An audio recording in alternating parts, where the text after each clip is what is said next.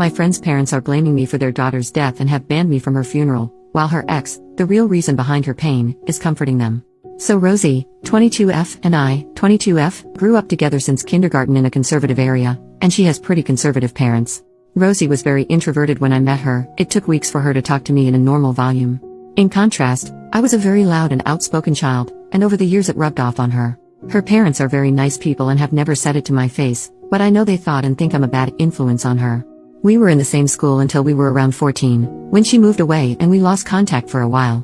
Neither of us had smartphones back then. We would email every month or so, but she had very limited computer time as well. When we were 18, we got into the same college and reconnected, although we don't see each other often because her studies are very demanding. We weren't as close as before, but we still talked a couple of times a month. I still considered her an important friend. 2 years ago, she got her first boyfriend, Darius, and it was obvious she had never been happier. I had never met him in person but have only heard good things from her. Her family knows about him and approves of their relationship. But around 2 months ago, she found out that he had been secretly filming their intimate activities and posting it on adult sites. He did not censor her face, and he had amassed a significant number of followers from these videos. She was mortified and heartbroken but did not want any of their mutual friends knowing, for fear that people in real life could potentially search and see those videos. Since their social circles are very intertwined, she had no one to confide in, and I was one of the few people who knew. She stressed that her parents could not find out. They were under the assumption that both her and Darius were Christians and were saving themselves for marriage, and if they did, they would likely cut her off financially.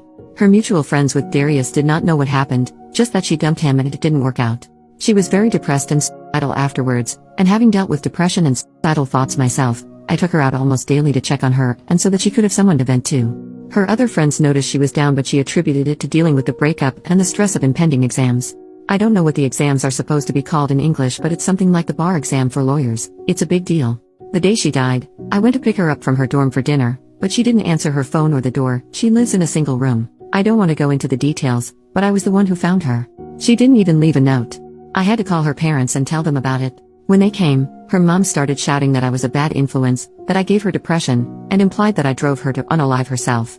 I heard through the grapevine that Darius told her parents they were only on a break and were working things out, and he has been comforting her parents and helping organize her funeral and memorial. I am disgusted. I want to tell her parents, but I don't want to tarnish Rosie's memory. I also don't think her parents will believe me. I am not invited to her funeral and I am wondering if I should go anyways. I want to see her one last time, but I'm afraid I might cause a scene if I go. I also haven't cried once since the incident. I think I may still be in shock. I am waiting for the grief to hit me, but it still hasn't yet. I feel like I'm supposed to be traumatized, but all I feel is numb.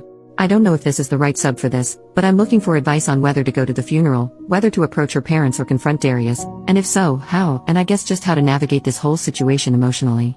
I know Reddit is the first to suggest therapy. I'm on it.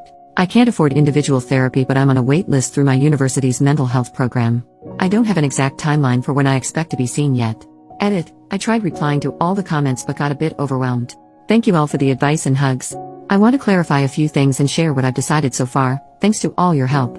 Rosie deleted all the videos she could find when she found out, and we talked mostly in person. I have some texts from her saying how betrayed she felt and how exhausting it was keeping up appearances and pretending to be fine, but nothing concrete. I have decided not to go to the funeral. I want to respect her parents' wishes, and it probably wouldn't end well anyways. I'm working on finding out who else Rosie told. She said she only told 2 other high school friends. I did some Instagram sleuthing and I believe I found one of them. I sent a message asking to talk about Rosie, but she hasn't responded yet. After the funeral, I want to tell Rosie's parents part of the truth so they can have some closure and kick Darius out of their lives. I want to punch his face in, seriously. I hope to enlist the help of Rosie's other friends who have more credibility with her parents. So far, I'm thinking of telling them that Darius filmed her in the shower without her consent and posted them. That way it's 90% the truth, and I wouldn't have to reveal that they were ever intimate. I will leave the decision to pursue things legally up to them. I will still try to reply to comments, but I need a small break for now. Talking about this is pretty mentally draining. Thank you all again. Update. 1 month later. Hey, just wanted to write down my thoughts and update anyone who was wondering about how things went after Rosie's funeral. Some info that is relevant to this update. Rosie and I grew up in religious families but both deconverted around high school. She wasn't religious for the duration of her relationship with Darius, but her parents believed she was still Christian. I know firsthand how damaging purity culture can be, and that was why Rosie did not want people, and her parents in particular, finding out about her having been intimate, even if it seems normal for most college students. Also, I said in my last post I was very loud as a child. That was true. I was feisty and kinda obnoxious. But my personality did a full 180 in high school when I got diagnosed with depression and anxiety. Now I am introverted and do not have many close friends. Now onto the update. I reached out to Rosie's high school friend Maggie, who I believe she also confided in about the Darius incident. Rosie had also told Sophie, another high school friend. The three of us swapped stories and ended up reaching out to Gwen, Rosie's best friend in college. Gwen was doing an exchange program overseas at the time of Rosie's death, and she had no idea all this had been going on. Rosie had been telling her everything was fine and that she broke up with Darius but didn't want to talk about it and that it was mutual. We decided to tell Rosie's parents an abridged version of the truth. We told them she was filmed in the shower, instead of during lovemaking, because we felt that where we go from here is ultimately their decision and we shouldn't make it for them. Gwen is on good terms with her parents and met with them to tell them in person. Thankfully, they believed her right away. With Rosie's parents' blessing, Gwen blew up all of their group chats telling people what Darius had done. She also spread the abridged version. Within a couple hours, Darius's ex Nora, 21F, from about 3 years ago reached out to Gwen to say that she had also been filmed without consent and was too scared to say anything before. Nora made an official statement with our school and the school is investigating Darius. Nora and Rosie's parents have also went to the police. Nora had more solid evidence against Darius, so hopefully they will convict him. Unfortunately, this meant we had to come clean about what Darius had actually filmed. Rosie's parents weren't as mad as I feared and didn't hold our abridging the truth against us. There's no verdict as of now. The legal system works surprisingly slowly, and personally, I suspect Darius will get at most a slap on the wrist because his parents are well off and well connected. On the bright side, his social reputation is completely ruined. Most people trusted Gwen and Nora's statements and gave Darius hell. He took a leave of absence from the school and he will likely have to go to college overseas if he ever wants to graduate, because everyone in their major knows about it now. Some alumni from their field even caught wind and got involved. It's really very chaotic. I've asked Gwen not to involve me in any of this, besides giving the police any evidence I have and maybe being called to witness, of course, because my mental health has taken a huge hit from all of this and I don't have the energy to keep up with all the details. I have asked her to give me any significant updates though.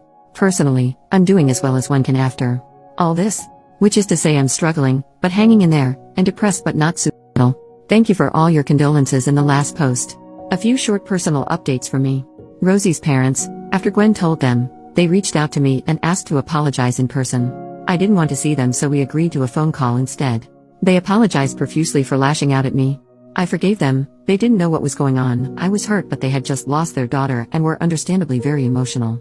I probably won't have much to do with her parents going forward. I didn't see them very much before, but I am glad to have resolved this misunderstanding. The funeral and memorial. Gwen was not able to sit down with Rosie's parents until after the funeral. She also had to miss it because she was still overseas at the time. We waited until she came back, so sadly I missed it. Rosie was cremated, and her parents gave us, Gwen, some of the ashes. Gwen took Maggie, Sophie, and I to her and Rosie's favorite spot on campus, and we set up a picnic there. We spread some of her ashes there, had a moment of silence, and started swapping stories about Rosie and her life. I had my first real cry after Rosie left, maybe 3 weeks after her death. It was very cathartic and hopefully the first step to healing. Therapy. I told my parents about everything and they helped me find a therapist with a shorter wait list than the ones in school. I did an intake session, and I can expect to be seen in as little as 2 weeks with a therapist that specializes in grief counseling. In the meantime, I went to some support groups with Maggie, Sophie, and Gwen. I personally don't think it worked for me, because every time I talk about it it's like reliving the whole experience for me, so I will stick to therapy. Sophie and Maggie are still going to sessions. What next? My semester is almost over so I'm trying to tough it out until then. I've told professors in my department about Rosie, they've heard about what happened, and they've been really kind and I've been given extensions on most of the work I missed. I'm not sure if I will be going back to school next semester or if I'm taking a break to recover mentally from all this. Maggie, Sophie, Gwen, and I have bonded over the shared trauma. Rosie had a pretty consistent taste in friends, lol. We will be keeping in touch and leaning on each other. That's about it from me. Thank you if you've read this far. Typing this out helped.